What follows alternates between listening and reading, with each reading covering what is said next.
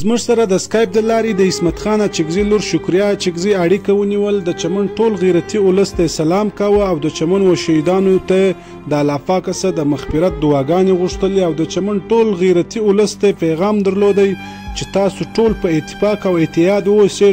تاسو د اتفاق او اتحاد د وجې بس تاسو دشمن ضرور ماتې خوري. تاسو دشمن زورور دی، طاقتور دی، خو تاسو سره اتفاق او اتحاد کول پکار دي په دغه سختو حالاتو کې.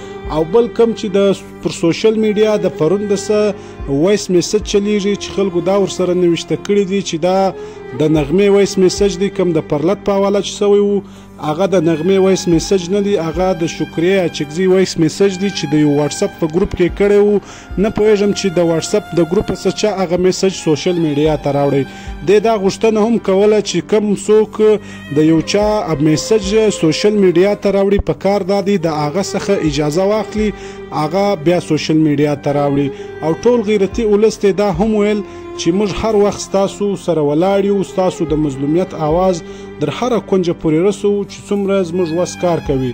که چیرې تاسو د پرون وایس میسج نه اورېدلی د شکریه اچکزي ده، نو راځئ په دغه ویډیو کې هغه وایس میسج هم را سره واورئ او د معلوماتو د پاره زموږ سنګري نیوز هم در سره فالو کړئ. السلام علیکم ورحمت الله وبرکاتو. الله دې وکړي چې په ګروپ کې زموږ محترم ورونه، مشران، کشران، دوستان، عزیزان ټول جوړ او روغ اوسئ، په صحت اوسئ. د دې تازه غمیزې څخه خبره سوم کوم چې د پرلت په حقله کسان شهیدان سوي دي او کسان ټپیان سوي دي. الله تعالی دې شهیدانو روته شادي ور په برخه کې خدای تعالی دې هغه دنیا ورته ګل گلزار کې او الله تعالی دې هغه کسان چې ټپیان دي خوش دي خدای تعالی دې شفای عاجل کامل ورکړي. عزیزانو دا خبره ډیر مخکې ما کړې اوسه بیا وایم حق نه ورکول کیږي، حق په زور اخلي. دغه غم چې نن ورځ مشترا پیښ دی، دغه کدی لاس سره یو کړی وای او په اول سر کې سره درېدلی وای او په اول سر کې د دې قربانۍ ته غاړه یې شي وای او د تور پنجاب یا تورانو په مقابل کې دی درېدلی وای، خپل ژغ یو کړی وای، په داخله ور داخل سوی وای. وجنی خو مواسم، خوږی خو مواسم، حق خو مواسم اخیستل کیږي. نو په زور چې خپل حق ودی پر دې ثابت نو کوای نخلو نه کیږي په بل رقم.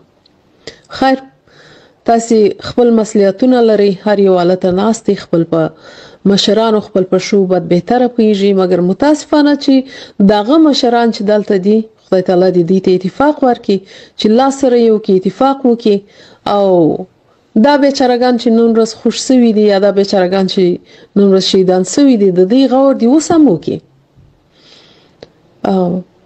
اڅکزی قوم ډیر باتور قوم دی، همیشه رنګ کړي د وطن د ناموس د خاورې خپل د حق او ان شاء الله پاینده کې به هم کوي. خدا دې چې زموږ مشران لږ کمزوري دي په فلحال حالت کې. یو خو د وطن هغه شرایط دي چې هلته څوک ستانه او څوک سر نه راپورته کوي او شاید شرایط هم داسې چې شرایط نه ایجادوي. بل چې پر دې خوا کوم کسان دي هغوی د تورلنګۍ سره ټولې نه بعضې لاسونه یې ورسره ورکړي دي او خوشحاله دي او د مختلفو جاسوسي شبکو غړي دي. البته ټوله بیا هم نه یادوم، بعضې کسان هغه کسان تاسو ته معلوم دي، موږ ته هم معلوم دي. الله تعالی دې خیر پیښ کړي زموږ وطن ته، الله تعالی دې خیر پیښ کړي زموږ قام ته، موږ خلکو ته.